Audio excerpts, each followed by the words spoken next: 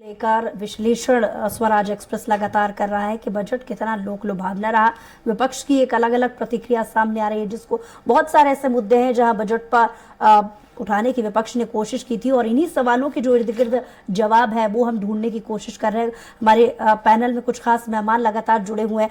राकेश जी हमारे साथ लगातार जुड़े हुए हैं, बीजेपी से प्रवक्ता।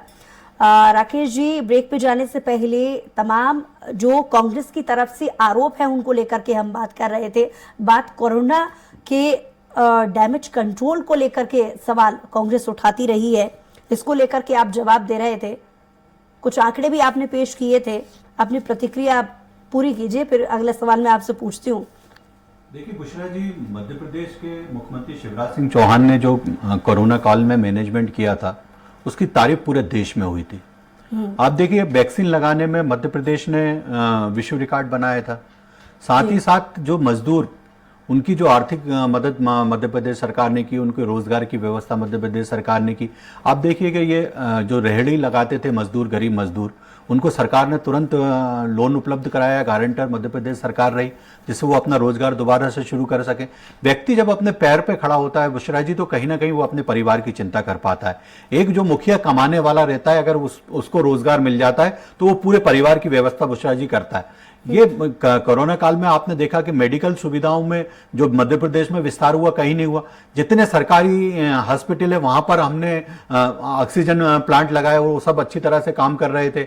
उसके बाद आप देखिए कि प्राइवेट अस्पतालों में भी प्राथमिकता से हमने ऑक्सीजन प्लांट लगाए। और उसके बाद मध्य प्रदेश की जो आर्थिक सहायता जो मुख्यमंत्री की तरफ से उपलब्ध होती है, उसमें मरीजों की विशेष रूप से मदद की। साथ ही केंद्र सरकार ने जो 5 लाख तक का मुफ्त इलाज था, उसमें भी मध्य प्रदेश के लोगों को प्राथमिकता से इलाज मिला। मुझे लगता है जितनी अच्छी व्यवस्था शिवराज सिंह चौहान ने कोरोना काल में की, उसकी शाबाशी माननीय प्रधानमंत्री हो चाहे केंद्र के हमारे वरिष्ठ नेता, उनने माननीय शिवराज सिंह चौहान को दी है। देखिए, कुछ देर पहले एक बात आप ही के मुंह से मैंने सुनी थी कि महिलाओं और किसानों को लेकर के अच्छा काम किया है, इस बजट में बहुत ज्यादा फोकस किया गया है। तो बहुत सारी घोषणाएं नहीं कर दी इस बजट में, इसी वर्ग को ज्यादा क्यों ध्यान दिया गया है? बड़ा वोट बैंक है इसलिए तो नहीं? नहीं, देखिए मेरा ये कहना है कि आज जो सरकार योजना लागू करेगी, ऐसा नहीं है कि चुनाव के बाद वो बंद कर दी जाएगी। ये सिर्फ देखने में आया था कि 15 माह की कमलनाथ सरकार में संबल जैसी योजना जो गरीबों के लिए एक वरदान थी, वो कमलनाथ जी ने बंद कर दी थी। और कई योजनाएं माननीय शिवराज सिंह चौहान ने जो चलाई थी, उनको बंद कर दिया था। कांग्रेस ने कहा था कि मेधावी छात्रों को हम लैपटॉप देंगे, पर उनने कहा कि हमारा बजट खाली है। चाहे कमलनाथ हो, चाहे वित्त मंत्री हो, चाहे कांग्रेस के अन्य नेताओं, खजाना खाली का रोना रोते थे। वो जैसे ही मध्य प्रदेश में शिवराज सिंह चौहान सरकार आई, तुरंत मेधावी छात्रों को लैपटॉप उपलब्ध कराया था। मुझे लगता है कि आज मध्य प्रदेश सहित नहीं, देश की 50% जो पॉपुलेशन है वो महिलाओं की होती है। और एक अगर परिवार की महिला मजबूत होती है तो वो पूरे परिवार को का बजट उसके हाथ में रहता है। आप देखिए कि जो एक गृहिणी रहती है, वो पूरा घर का बजट वो चलाती है। घर कैसे चलेगा, ये पुरुष तो कमा के ला के महिला के हाथ में दे देता है, पूरी जवाबदारी महिलाओं की रहती है। इसलिए माननीय मुख्यमंत्री शिवराज सिंह चौहान ने, आपने देखा पहले लाडली लक्ष्मी योजना के तहत लखपति बहनों को बना। चाहूंगी आपको, हमारे साथ वित्त मंत्री जगदीश देवड़ा जी हमारे साथ जुड़ गए। बहुत स्वागत है आपका जगदीश जी, बहुत स्वागत है। बहुत बहुत धन्यवाद आपको। जगदीश जी, कैसा रहा बजट? आपके शब्दों में पहले सुनना चाहिए। धन्यवाद आपको, बहुत बहुत धन्यवाद। जी जी जी जी, मैं तो केवल आज ये कहना चाहूंगा कि आज मध्य प्रदेश सरकार की ओर से विधानसभा में वर्ष 2023-24 का बजट प्रस्तुत हुआ है। यह बजट जनता का बजट, जनता के लिए है, जनता की भावनाओं का सम्मान करने वाला बजट है, विकास का बजट है। विकास का बजट और सर्वस्पर्शी बजट, सभी वर्गों का इसमें ध्यान रखा गया है। गांव, गरीब, किसान, मजदूर, महिलाएं, युवा शक्ति, सभी वर्गों का ध्यान रखा है। और हमने ये कोशिश की कि बजट बनते समय आम जनता से भी सुझाव आमंत्रित किए जाए। और मुझे खुशी है कि लगभग 4000 के करीब सुझाव आए थे। और भी अलग अलग हमने जो गोष्ठी जैसा हमने किया था कि उद्योगपतियों को, व्यापारियों को, चार्टर्ड अकाउंटेंट को, अर्थशास्त्रियों को, ऐसे सारे लोगों को हमने बुला करके सब लोगों से विचार विमर्श किया था बड़ी संख्या में। तो उन सब लोगों से हमने यही पूछा कि भाई मध्य प्रदेश का बजट कैसा हो, आप लोग सुझाव दीजिए। अगर सुझाव बजट में सम्मिलित करने जैसे होंगे तो हम जरूर करेंगे। और हमने पूरा मंथन किया और जिन जिन को हम सम्मिलित कर सकते थे उनके विचारों को हमने जरूर इसमें कोशिश करके रखा है। और निश्चित रूप से आप देखेंगे बजट में अगर अलग अलग प्रावधान देखेंगे सारे विभागों को, तो हमने खेल विभाग में भी लो, चाहे वो पीडब्ल्यूडी विभाग हो, ऐसे सारे विभागों को हमने राशि पिछले वित्तीय वर्ष का जो बजट था उससे बढ़ा करके दिए। और इस बजट में नारी शक्ति पर विशेष हमने फोकस किया है। नारी शक्ति पर, युवा शक्ति पर, किसान शक्ति पर। नारी शक्ति पर आपने देखा होगा कि मैंने जब बजट भाषण पढ़ा तो जब बच्ची जन्म लेती है, जन्म से लेकर के उसके पूरे जीवन तक का हमने, चाहे वो लाडली लक्ष्मी योजना हो, चाहे वो मुख्यमंत्री कन्यादान हो, फिर चाहे वो पढ़ने की व्यवस्था हो, फिर चाहे वो ये जो अभी लाडली बहना योजना जो बनाई है मुख्यमंत्री, अब इसको भी ले लीजिए। ये भी बहुत बड़ा काम मुख्यमंत्री जी ने किया है, जिसकी तरफ मुझे नहीं लगता कि कोई ध्यान जाता होगा कि ऐसी महिलाएं जो 23 साल से 59 साल के बीच में जो गरीब है, जिनके परिवार की आर्थिक स्थिति बिल्कुल ठीक नहीं है, कभी कभी महिलाएं विवाहित है लेकिन विधवा हो जाती है, परित्यक्तता होती है, वो तलाकशुदा हो जाती है, तो इन सारे ऐसी जो पात्र महिलाएं हैं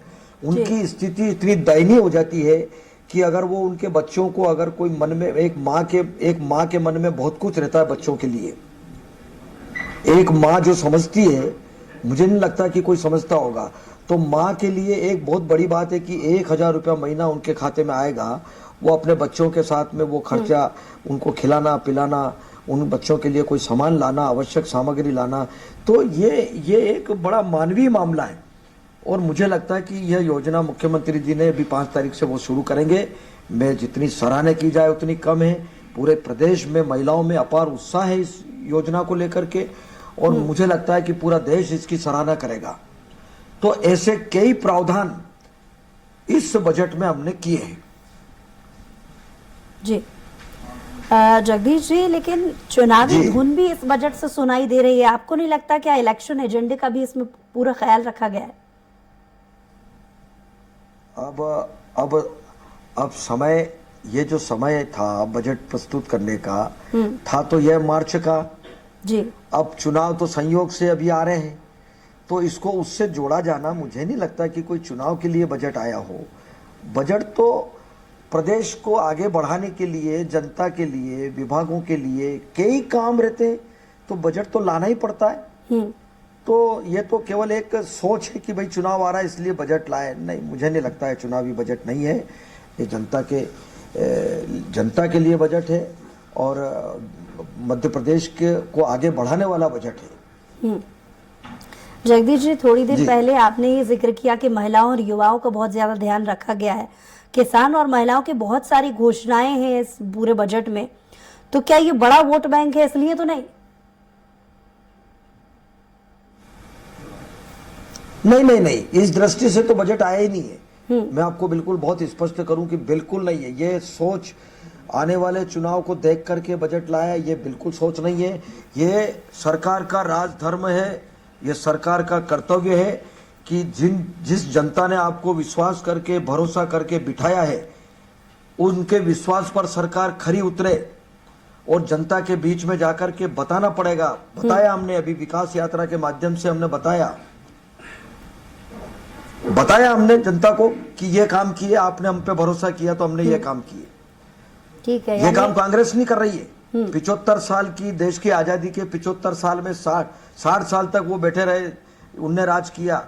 यहाँ भी 10 साल दिग्विजय सिंह जी, कमलनाथ जी बैठे रहे, वो जनता के बीच में किसी भी माध्यम से जाए तो सही भाई।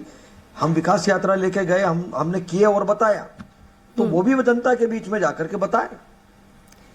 For the welfare of state thank you के लिहाज से आप बात कर रहे हैं कि ये बजट रहा, लेकिन एक अंतिम सवाल आपसे पूछना चाहूंगी कि बहुत उम्मीदें पेट्रोल डीजल के वेट कम करने को लेकर के भी थी, ऐसा कुछ नजर नहीं आया बजट में। आप उठा करके देखें पिछला सारा रिकॉर्ड।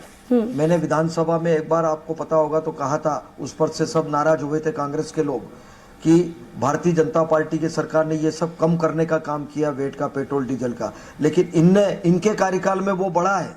वो आंकड़ा भी मैंने दिया था विधानसभा में, मैं बता सकता हूं उसको। तो ये पहले तो ये खुद अपने गिरेबान में झांक करके देखे कि आप लोगों ने क्या किया, ये बताओ। बहुत बहुत धन्यवाद। चलिए, बहुत Thank शुक्रिया you. हमारे साथ जुड़ने के लिए और अपना कीमती समय हमारे साथ देने के लिए। तो ये थे जगदीश देवड़ा जी, वित्त मंत्री, जिन्होंने कुछ दिन पहले बजट पेश किया और स्वराज एक्सप्रेस पर खास बातचीत में उन्होंने बजट को लेकर कुछ जरूरी बातें साझा की। और चलिए, यहाँ पर रुकने एक छोटे से ब्रेक के लिए, ब्रेक बाद जल्द लौटेंगे।